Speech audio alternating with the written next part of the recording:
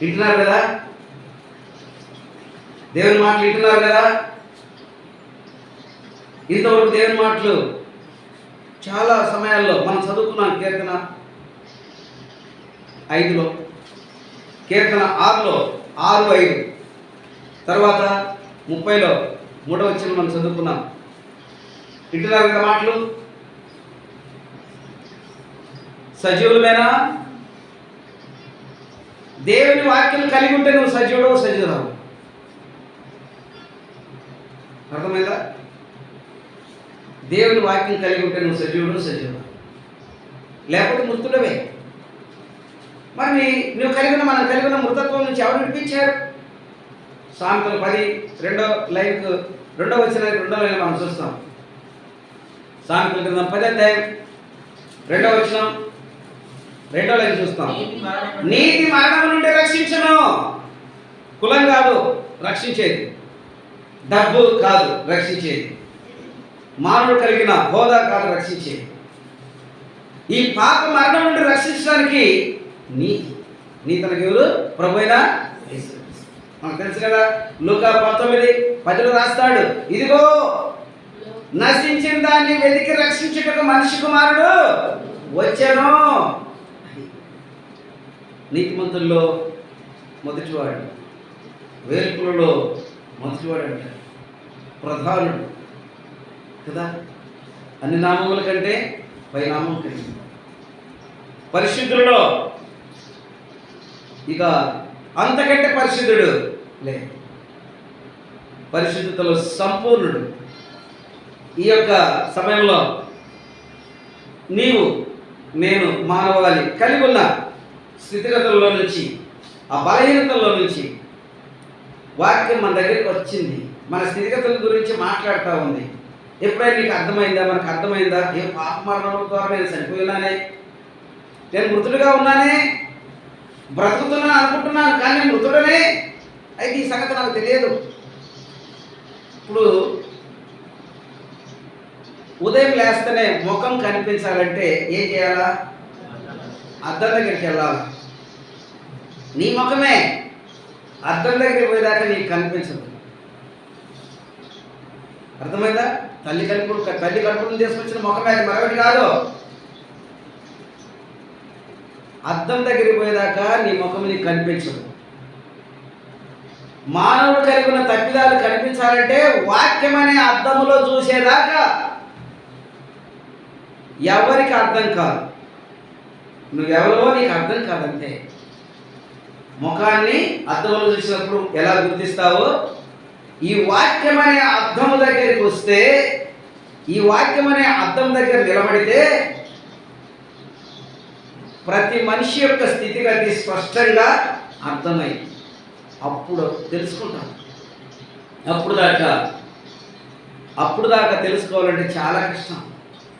అర్థమవుతుందా? అప్పుడు దాకా తెలుసుకోవాలంటే చాలా కష్టం. అనుకంటాడు, నా కుమారుడా నీ హృదయం నాకు ఎంతకాలం కఠినపరచబడి, ఎంతకాలం ఆయన దూరం ఉందాం, ఎంతకాలం పెడిసి పెడదాం? చేయగలుగుతా ఉన్నాడు. ప్రయాసపడి భారం మోసుకొస్తున్న సమస్యలారా నా దగ్గర రండి చేయదా పిలుస్తున్నాడు. ఒకసారి సేవకుడు అంటాడు, రండి అని పిలిచిన చెయ్యి అదే చెయ్యి ఒక రోజున మీరెవరో నాకు తెలియదు, నా యొక్క నుంచి మీరందరూ పోండి అనకుండా చూసుకోండి అంటాడు. సమయం ఇది, రమ్మని పిలుస్తున్నాడు. నీ జీవితం కట్టుకోవడానికి, మన జీవితం కట్టుకోవడానికి, మన పరిస్థితి ఏమో తెలుసుకోవడానికి పిలుస్తున్నాడు. సమయం దాటిపోతే ఏమంటారు తెలుసునా? వెళ్ళండి అంటారు. ఎక్కడికి వెళ్ళాలా? చనిపోయిన తర్వాత చాలా మంది అంటుంటారు తక్కిడ బిక్కడని. లేదు, చనిపోయిన తర్వాత క్రియలేని దాన్ని తక్కిడ బిక్కడు అంటారు. కాదు, తక్కిడ బిక్కడు కాదు. చనిపోయిన తర్వాత ఎక్కడికి వెళ్తారో కూడా తెలియదు, కానీ తక్కిడ బిక్కడు అంటారు. అలాంటి ఏం లేవు. భూమి మీద మానవాళి జీవితానికి ఒక నిర్ణయ దినం ఉంది. ఆ దినాన అన్ని లెక్కలు ఉంటాయి. భూమి మీద మానవుడు పడిన పాటంతటికి లెక్క ఉంటుంది. ఒకవేళ ఈ రోజుల్లో శరీరపరంగా కలిగిన జ్ఞానాతిశయాలను బట్టి ఒకవేళ ఇంకొక విధంగా ఆలోచన చేయొచ్చు. ఒక దినం నీ ఆలోచన, ఒక దినం నీ జ్ఞానము, ఒక దినం నీ తెలివి అంతా తీసివేయబడతాయి. ఆ రోజు నీకు సహకారులు ఎవరుంటారు? నీకు ఆలోచించేవాళ్ళు ఎవరుంటారు? నిన్ను హెచ్చరించే వాళ్ళు ఎవరుంటారు? నీతో మాట్లాడే ఎవరుంటారు? నిన్ను పిలిచే వాళ్ళు ఎవరుంటారు? ఎవరు ఉండరు. జాగ్రత్త. ఆ సమయం రాకముందే మనం ఏం చేయాలో, మన జీవితంలో చాలా జాగ్రత్తగా మనం ఎలా ఉండాలో నేర్చుకోవాల్సి ఉంది. నేర్చుకుంటూ ముందుకు వెళ్ళాలి. ఆయన అన్నాడు కదా, కీర్తన 33 2వ లైన్లో, పాతాళంలో నుండి నా ప్రాణమును లేవదీస్తివి. పడిపోయి ఉంటుంది ఒకప్పుడు. ఆ అనుభవం గుర్తించాలి. ఆజ్ఞకు లోబడిపోయి, ఆజ్ఞ మీరారు, పాపములో పడిపోయాడు. పాపము పాతాళాన్ని చూపిస్తుంది, అగాధపు గోతిని చూపిస్తుంది, పాపపు ఊపిని చూపిస్తుంది. ఊపి అంటే తెలుసుగా, ఎక్కడున్నా కొంచెం అటో ఇటు తెప్పలు పడి బయటకు రావచ్చు, కానీ ఊపిలో ఉండే వాళ్ళు బయటకు రావడానికి వీలు లేదు. అదేం చేస్తుంది? అంతకంతగా చిన్న నిన్ను మింగేస్తుంది. పాపం అదే. పాపం అలాంటిదే. ఒక్క తర్వాత ఆరంభించి పూర్తిగా పాపము నిన్ను స్వాధీనపరుచుకుంటుంది, లోపరుచుకుంటుంది. కాబట్టి ప్రభువునందు ప్రియమైన వారులారా, ఈ దినం మన ఇంట వచ్చినటువంటి మాట్లాడిన ప్రకారంగా సజీవులకే మోక్షం, మృతులకు మోక్షము కాదు. అర్థమైందా? సజీవులకే. ఈరోజు ఎలా ఉన్నాం? శరీరానుసారంగా బ్రతికే బ్రతుకు సజీవమైనది కాదు. మృతులు కానీ శరీరానుసారంగా బ్రతుకుతూ ఉంటారు. మన పిల్లలు ఆదాం బతికాడు 930, ఇంకా వెలుసుల ఎక్కువ బతికాడు, అందరికంటే ఎక్కువ బతికింది ఆయన. అయితే ఈరోజు దేవుడు నీకు నాకు మనకు తెలియపరిచిన ఈ మాటల ప్రకారంగా మనం ఎలాంటి వారంగా ఉన్నాం, ఎలా ఉన్నాం? మృతులు ఏం చేయాలో తెలియదు. మృతులకు జ్ఞాపకం ఉండదు. ఏముంటుంది? చనిపోయిన వారికి ఏముంటుంది? ఏముండదు. అది ఎలానో పాపములో జీవించే వారికి కూడా పాపం ఏం చేస్తుంటే వారి జ్ఞాపక శక్తిని కొట్టేస్తుంది, గ్రహింపు లేకుండా చేస్తుంది, దృష్టి లేకుండా చేస్తుంది. మనకు తెలుసు కదా, 2 కొరింథీ 4:4 ఉంటుంది. వారి మనోనేత్రము ముయ్యబడింది. కళ్ళు ఇట్లా మూసుకున్నారు అనుకోండి, ఇంకేం కనిపిస్తుంది? అది పరిస్థితి. పాపం కనిపిస్తుంది, నీతి కనిపించదు, యథార్థత కనిపించదు, పరిశుద్ధత కనిపించదు, పవిత్రత కనిపించదు, ఎలా జీవించాలని అర్థం కాదు. అందుకంటాడు యోహాను పత్రికలు అంటాడు, చీకట్లో నడిచే మనుషుడు తాను ఎక్కడికి వెళ్తున్నాడు అతనికి మంది ఎలా ఉంది తెలిసిన, ఎక్కడ తెలుసు? వెలుగు లేదు, చీకట్లో ఉంది. యోహాను సువార్తలు చెబుతాడు, నిజమైన వెలుగు చీకట్లోనికి వచ్చిపోతున్నది కానీ చీకటి దాన్ని గ్రహించలేదు. మన జీవితాల్లో అనేక పర్యాయములు దేవుని యొక్క మాటలు మన దగ్గరికి వస్తూ పోతున్నాయి, మనం గ్రహించడం లేదు. గ్రహించక మన ఎదురు నుంచి దేవుని మాటలు వెళ్ళిపోతూ ఉన్నాయి. దేవుని మాటలే వాక్యమో దేవుడు, దేవుని మాటలే దేవుడు, వాక్యమే దేవుడు. అనేక పర్యాయములు మన ఎదురు నుంచి దేవుని మాటలు వెళ్ళిపోతూ ఉన్నాయి. నిజమైన వెలుగు ఉన్నది, ప్రతి మనిషిని వెలిగిస్తున్నది. చీకటి దాన్ని గ్రహింపకుండాను ఆయన ఎవరైతే ఆయన వైపు చూస్తారో 34:5 ప్రకారంగా వారికి వెలుగు కలుగుద్ది. ఆ వెలుగు వారిని వెలిగిస్తుంది. వారు తమ జీవితాన్ని చక్కగా వెలుగులో కొనసాగించుకుంటూ ఉంటారు. అర్థమవుతుందా? సరే, మనం ఇప్పుడు 30వ కీర్తనలోకి వెళ్దాం. చూడండి, కొన్ని మాటలు చెప్పుకొని ఆ తర్వాత ఆరాధనలోకి వెళ్దాం. ఇక్కడ ఏం చెప్తున్నాడంటే, 8వ వచనం, దేవా యెహోవా నీకే మొరపెట్టుకుని నా ప్రభువును బతిమాలుకుంటుని. ఎప్పుడైనా అడిగుంటేమా మొరపెట్టుంటేమా? అయ్యో ప్రభా, మా పితరుల నాటి నుంచి నేను ఇంతవరకు పాపిగా ఉన్నాను. మన పితరులు నేహంగా ప్రార్థించినప్పుడు ప్రార్థించారా? మన పితరుల కోసం ఈరోజు మనకు కూడా దేవునికి మనకు మధ్యలో అడ్డం వచ్చింది. మన పితరుల దోషమే కాకుండా ఈ మధ్య నేను ఒకసారి మాట్లాడుతుంటే తల్లిదండ్రుల దోషం అని చెప్పినప్పుడు అసలు వారేమో అంగీకరిస్తారంటే తల్లిదండ్రుల దోషమే కాదు, మా దోషం కూడా ఉంది అంటారు. అవునవును, ప్రతి ఒక్కరి పరిస్థితి అది. వింటున్నారా? ఏమంటాడు ఇక్కడ? యెహోవా నీకే మొరపెట్టుకుని నా ప్రభువును బతిమాలుకుంటుని నేను గోతిలోనికి దిగిన యెడల నా ప్రాణం వలన ఏమీ నిన్ను నష్టపరుచుకుంటే తప్ప, ఎవరిని వారు నష్టపరుచుకుంటే తప్ప మేలేముండదు. నేను గోతిలోకి దిగిపోతే నా ప్రాణం వల్ల నీకేం లాభం? నన్ను గోతి నుంచి పైకి తీస్తే నేను నిన్ను స్తుతిస్తాను, అది నీకు మహిమ. కాబట్టి పాప అపరాధంలో పడిన వారు ఎక్కడున్నారంటే, పాప అపరాధంలో జీవించేవారు ఎక్కడున్నారంటే నీకు నేను అంటున్నాను. సిద్ధపరిచిన, ఏర్పాటు చేసిన, స్వరూపం ఇచ్చిన, ప్రాణం పెట్టిన దేవునికి మహిమ లేదు. ఇంత అవకాశం పొందిన ఆ మనిషికి మేలు లేదు. గుర్తుపెట్టుకోండి. తర్వాత అంటాడు, మన్ను నిన్ను స్తుతించురా. మనుషుడు ఎవరై ఉన్నారు? బంగారు వెండా, ఇత్తడి దాగా కాదు కదా. మనుషుడు ఎవరు? మన్ను. స్తుతించలేని ప్రతి మానవ జీవితంలో ప్రప్రథముగా ఎరగాల్సిన పరిస్థితి, నేను మన్ను అయి ఉన్నాను.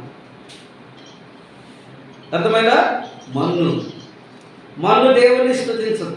మనం ముందే చూశారుగా, పాతాళంలో నిన్ను ఎవరూ స్తుతించరు. పాతాళంలో నీకు స్తుతి కలగదు. మన్ను నిన్ను స్తుతించునా, అది నీ సత్యమును గురించి అది వివరించునా. ఒకటి గమనించండి, ఎవరు మన్ను అనేది ఆలోచన చేస్తే కొన్నిసార్లు కొంతమంది నీతి ఆడుంది అంటారు, సత్యమే ఆడుంది అంటారు. ఎక్కడ ఉండాలంట సత్యము? మన్నులో సత్యం ఉండదు, నీతిలో సత్యం ఉండదు. మన్నులో సత్యం ఉండదు, మన్నులో నీతి ఉండదు. ఎవరు ఉంటుంది? మనుషుల్లో. ఎవరి మనిషి సజీవుడిగా తీర్చబడతాడే, పాపపు గోతి నుంచి పైకి తీయబడతాడే, వారిలో ఉంటుంది సత్యం, వారిలో ఉంటుంది నీతి. కాబట్టి వారు ఆ నీతి మరణం నుండి తప్పించుకోవడానికి పూర్ణ రీతిగా దేవుడు అవకాశం ఇస్తాడు. చదువుకున్నాగా సామెతలు 10:2 రెండో లైన్లో, నీతి మరణం నుండి, గోతిలో నుంచి పైకి రావడం కాదు. జీవించిన కాలంలో ఈ శరీరానికి మరణం ఉందిగా. 2 రకాల మరణాలు. ఒకటి అందరూ ఆఖరిలో మరణించేది ఒకటైతే, ఆధ్యాత్మికంగా జీవించాలంటే బ్రతికుండగా పాపం విషయమై చనిపోవాలి. అది బాప్తిసం. పాపం విషయమై చనిపోవాలి. చనిపోవడం అంటే మరణం. బ్రతికుండి చనిపోవాలి, ఒక మరణం. రెండవది అందరూ చనిపోయేది. ఇక మూడో మరణానికి అవకాశం లేదు అక్కడ. ఎవరైతే ఇక్కడ ఒక మరణం పొందారు చూడండి, అందరూ సహజంగా పొందే మరణం, పుట్టుట గిట్టుకోకంటారు చూడండి, అది పొందిన వారికి రెండో మరణం అక్కడ ఉంది. అది పొందిన వారికి లోకం విడిచిన తర్వాత, శరీరం విడిచిన తర్వాత తక్కిడి బిక్కిళ్ళు కాదు, రెండవ మరణం ఉంది. గుర్తుపెట్టుకోవాలి. తక్కిడి బిక్కిళ్ళని ఏ గ్రంథంలో రాశారు? మనుషుడు కల్పించుకున్న కల్పన కథ కాకపోతే, మనుషుడు ఆలోచన ఊహ కాకపోతే ఎక్కడ రాసినారు? సరే, తర్వాత తక్కిడి బిక్కిడని నోటికి ఎలాంటి అంటే ఖడ్గం లేక, నోటికి ఎలాంటి కళ్ళెం లేనప్పుడు, నోటికి అద్దదుపు లేనప్పుడు కొన్ని మాటలు వస్తున్నాయి అర్థంగా. వాటిని ఇదొకటి చచ్చిన తర్వాత తక్కడ బిగ్గడనేది. అర్థమైందా? లెక్కలు ఉన్నాయి. రెండవ మరణం ఉంది, గుర్తుపెట్టుకోవాలి. సరే, ఇక్కడ మనం చూస్తున్నాం ఏమంటున్నాడు? నీ సత్యమును గురించి అది వివరించునా. ఈరోజు దేవుడు చేసిన మేలు, ఇలా నాకు మేలు చేశాడని నేను మీ దగ్గర చెప్పుకోవడానికి మరి కేవలం నా సొంత ఆలోచన కాదు. ఆయన నాకు చేస్తా వచ్చిన మేలులన్నింటిని బట్టి ఈరోజు నేను సజీవుడిగా ఉండి మీ మధ్య నాకు ఇలాంటి ఈ మేలు చేశాడు, పాపం నుంచి విడిపించాడు, పాపపు గోతి నుంచి పైకి తీశాడు, పైకి తీసి బ్రతికించాడు. ఎలా బ్రతికించాడు? అక్కడ రాస్తాడు, ఎఫెసీ 2:1 2 లైన్లు అంటాడు, ఆయన క్రీస్తు కూడా మిమ్మను బ్రతికించను. ఆయన క్రీస్తు కూడా నన్ను బ్రతికించాడు. కాబట్టి ఇక్కడ నుంచి నేను ఎవరి కోసం జీవించాలా? నా కొరకు మృతి పొంది తిరిగి లేచాడు చూడండి. తనతో నేను బ్రతకాలంటే, తనతో నేను బ్రతికితేనే నేను సజీవుడిగా ఉంటాను. ఆయనతో కూడా నన్ను బ్రతికించాడు. నేను ఎప్పుడు చచ్చిపోయిన జీవితమే, నేను ఎప్పుడు మృతమైన జీవితమే, నేను ఎప్పుడు అసత్యపరమైన జీవితమే అయితే కుదురుతుందా? కుదరదు. ఆయన కొరకు జీవిస్తానని చెప్పడానికి వీలు పడదు. అలాంటి అవకాశమే లేదు.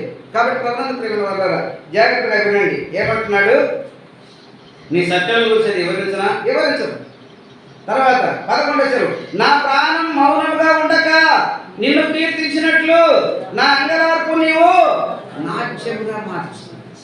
చాలామంది దేవుని పిల్లల్లో చదువుకునేంత వరకు ఉన్నారు ఈ మాట ప్రకారం. వారి జీవితాల్లో శోధనలో, బాధల్లో, వేదనలో, లేకపోతే కొన్ని సమస్యల్లో ఇలా ఉండరు, కుంగిపోతారు. ముఖాలు మాడిపోతాయి, ఎంతో చింతలో ఉంటారు. వద్దు, అలాంటిది దేవుని పిల్లల పని కాదు. గుర్తుపెట్టుకోండి.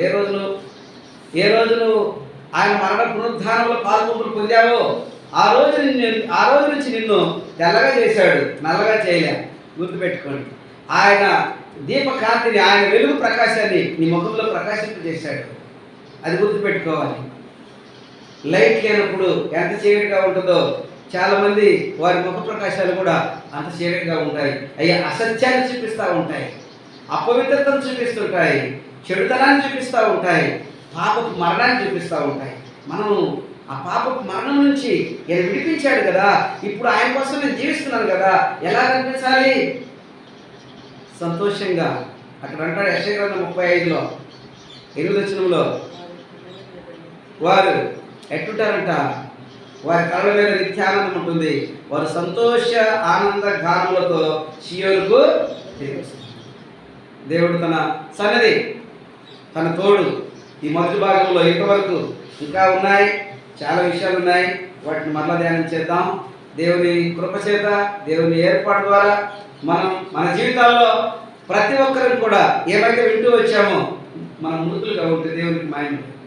మృతులమైన మనం సజీవులు చేయడానికి కానీ లోకానికి వచ్చి సజీవుడిగా వచ్చి మన కొరకు మృతి పొంది తిరిగి లేచినాడు. ఆయన లేచుడు ద్వారా నీకు నాకు జయం వచ్చింది, విడుదల వచ్చింది, విమోచన వచ్చింది. విమోచన పడ్డావా?